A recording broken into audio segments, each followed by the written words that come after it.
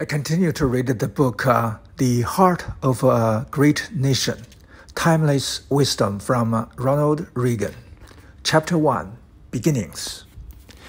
By the time he was elected president in November 1980, Ronald Reagan had been a sports announcer, a Hollywood actor, a union leader, a long-time corporate spokesman for one of the biggest companies in America, and the twice-elected governor of California. He was a prominent figure in the still young conservative movement, and his support of conservative Barry Goldwater in the 1964 presidential race, followed by Reagan's own unsuccessful bid for the Republican Party's nomination in 1976, pushed the party to the right. Reagan's nomination and victory in 1980 cemented the party's conservativeness. By his message of hope, he campaigned on a theme of a new beginning, had a broader electoral appeal. He won the popular vote and the Electoral College by wide margins in 1980 and again in 1984. An era of national renewal. Just before noon on January 20th, 1981, Reagan took the presidential oath of office at the U.S. Capitol, the first time, as he noted in the inaugural address, reprinted here in full, that the oath was administered on the building's west front, the side with the view of the National Mall and the Capitol's major monuments. His heartening first speech as president set the tone for his administration, explaining the need for major reforms while linking his plans to the country's ideals and its people's dreams. During the inaugural ceremony, 52 Americans who had been held hostage in Iran for the 444 days were released. But a confirmation did not come in time for Reagan to announce the news during his address as he had hoped. Senator Hartfield, Mr. Chief Justice, Mr. President, Vice President Bush, Vice President Mondale, Senator Baker, Speaker O'Neill, Reverend Moomaw, and my fellow citizens. To a few of us here today, this is a solemn and most momentous occasion, and yet in the history of our nation, it is a commonplace occurrence. The orderly transfer of authority, as called for in the Constitution, routinely takes place, as it has for almost 2 centuries. And a few of us stop to think how unique we really are. In the eyes of many in the world, this every 4-year ceremony we accept as normal is nothing less than a miracle. Mr. President, I want our fellow citizens to know how much you did to carry on this tradition. By your gracious cooperation in the transition process, you have shown a watching world that we are a united people pledged to maintaining a political system which guarantees individual liberty to a greater degree than any other. And I thank you and your people for all your help in maintaining the continuity, which is the bulwark of our republic. The business of our nation goes forward. These United States are confronted with the economic affliction of great proportions. We suffer from the longer and one of the worst sustained inflations in our national history. It distorts our economic decisions, penalizes thrift, and crushes the struggling young and the fixed income elderly alike. It threatens to shatter the lives of millions of our people. Idle industries have cast workers into unemployment, human misery, and personal indignity. Those who do work are denied a fair return for their labor by a tax system, which penalizes successful achievement and keeps us from maintaining full productivity. But great as our tax burden is, it has not kept pace with public spending. For decades, we have piled deficit upon deficit, mortgaging our future and our children's future for the temporary convenience of the present. To continue this long trend is to guarantee tremendous social, cultural, political, and economic upheavals. You and I, as individuals, can, by borrowing, live beyond our means, but for only a limited period of time. Why then should we think that collectively, as a nation, we're not bound by that same limitation? We must act today in order to preserve tomorrow. And let there be no misunderstanding. We are going to begin to act, beginning today. The economic ills we suffer have come upon us over several decades. They will not go away in days, weeks, or months, but they will go away. They will go away because we as Americans have the capacity now, as we have had in the past, to do whatever needs to be done to preserve this last and greatest bastion of freedom. In this present crisis, government is not the solution to our problems. Government is the problem. From time to time, we have been tempted to believe that society has become too complex to be managed by self-rule, that the government by an elite group is superior to government for, by, and of the people. Well, if no one among us is capable of governing himself, then who among us has the capacity to govern someone else? All of us together, in and out of government, must bear the burden.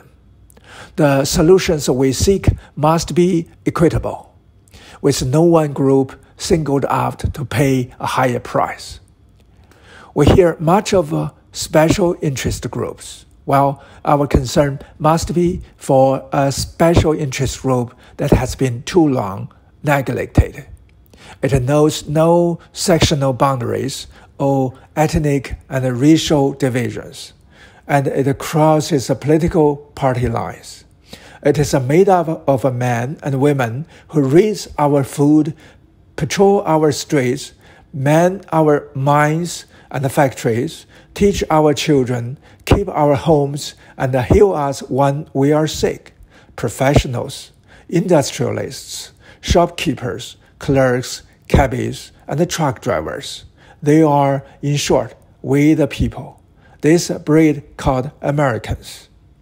Well, this administration's objective will be a healthy, vigorous, growing economy that provides equal opportunities for all Americans with no barriers born of bigotry or discrimination. Putting America back to work means putting all Americans back to work. Ending inflation means freeing all Americans from the terror of runaway living costs. All must share in the productive work of this new beginning, and all must share in the bounty of a revived economy.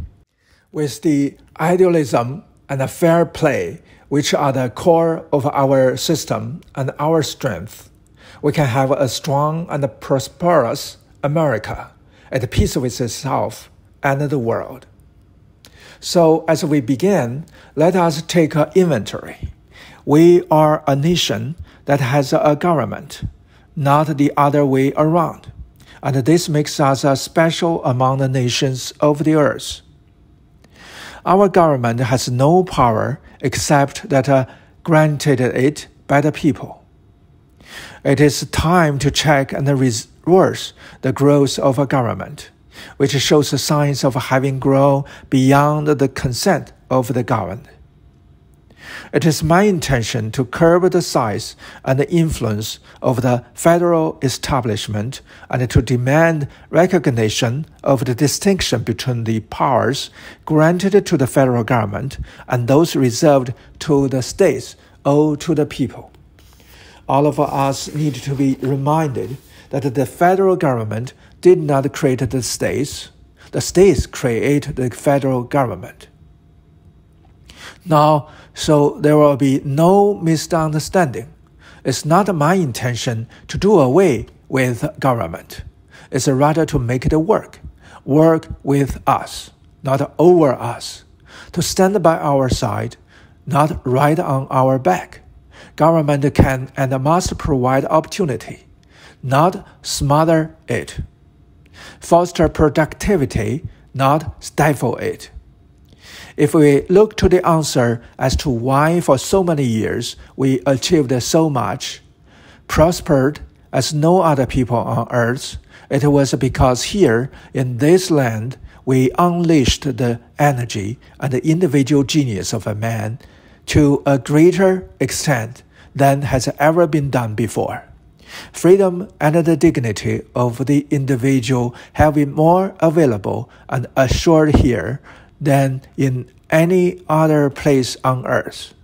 The price for this freedom at times has been high, but we have never been unwilling to pay that price.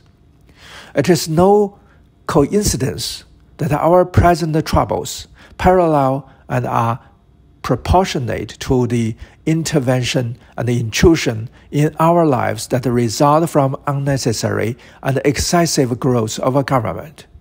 It is time for us to realize that we are too great a nation to limit ourselves to small dreams.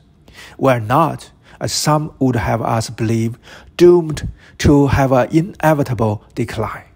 We do not believe in a fate that will fall on us no matter what we do. I do believe in a fate that will fall on us if we do nothing. So, with all the creative energy at our command, let us begin an era of a national renewal. Let us renew our determination, our courage, and our strength. And let us renew our faith and our hope. We have every right to dream heroic dreams. Those who say that we are in a time when there are not heroes, they just don't know where to look. You can see heroes every day going in and out of factory gates. Others, a handful in number, produce enough food to feed all of us and then the world beyond. You meet heroes across a counter, and they are on both sides of that counter. There are entrepreneurs with a faith in themselves and a faith in an idea who create new jobs, new wealth, and opportunity. There are individuals and families whose taxes support the government and whose volunteer gifts support church, charity, culture, art, and education. Their patriotism is quiet but deep. Their values sustain our national life.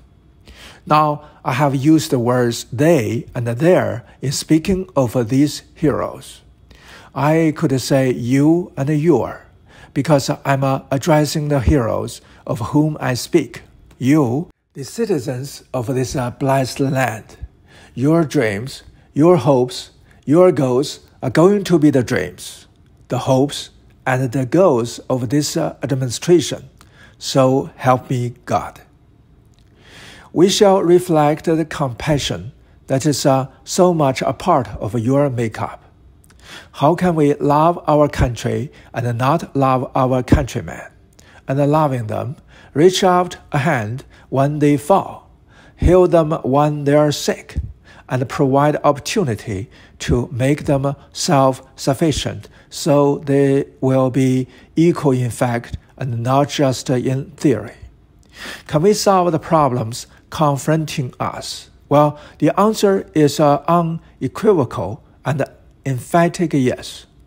To paraphrase Winston Churchill, I did not take the oath I have just taken with the intention of presiding over the dissolution of the world's strongest economy. In the days ahead, I will propose removing the roadblocks that have slowed our economy and reduced productivity. Steps will be taken aimed at restoring the balance between the various levels of government. Progress may be slow, measured in inches and feet, not miles, but we will progress. It's time to reawaken this industrial giant, to get government back within its means, and to lighten our punitive tax burden. And there will be our first priorities, and on these principles there will be no compromise. On the eve of our struggle for independence, a man who might have been one of the greatest among the founding fathers, Dr. Joseph Warren, president of the Massachusetts Congress, said to his fellow Americans, quote, "Our country is in danger, but not to be despaired of. When you depend on the fortunes of America, you are to decide the important questions upon which rests the happiness and the liberty of millions yet unborn. Act worthy of yourself." End quote. Well, I believe we, the Americans of today, are ready to act worthy of ourselves, ready to do what must be done to ensure happiness and liberty for ourselves, our children, and our children's children.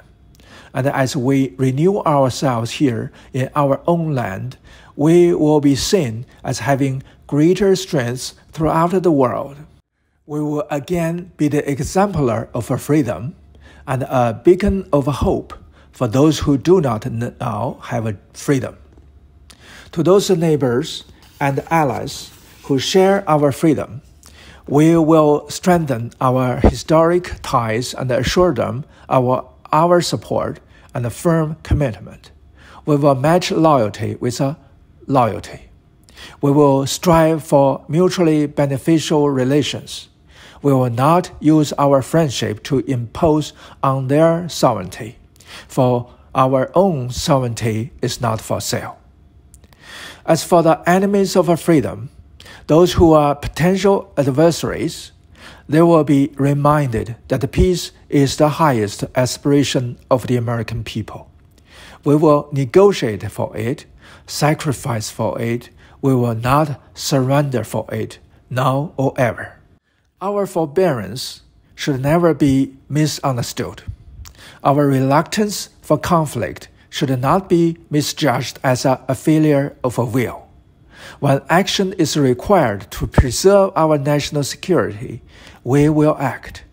We will maintain sufficient strength to prevail if need be, knowing that if we do so, we have the best chance of never having to use that strength.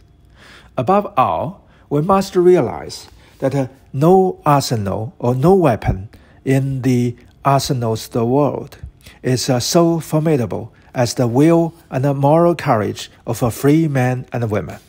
It is a weapon our adversaries in today's world do not have. It is a weapon that we as Americans do have, that be understood by those who practice terrorism and pry upon their neighbors. I'm told that tens of thousands of prayer meetings are being held on this day, and for that I'm deeply grateful. We are a nation under God, and I believe God intended for us to be free.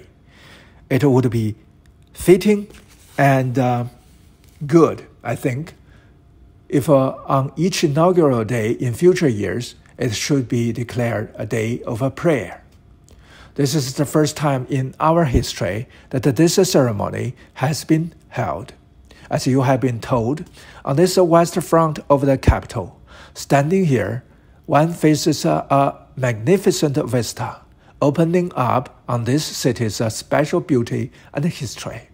At the end of this open mall are those shrines to the giants on whose shoulders we stand.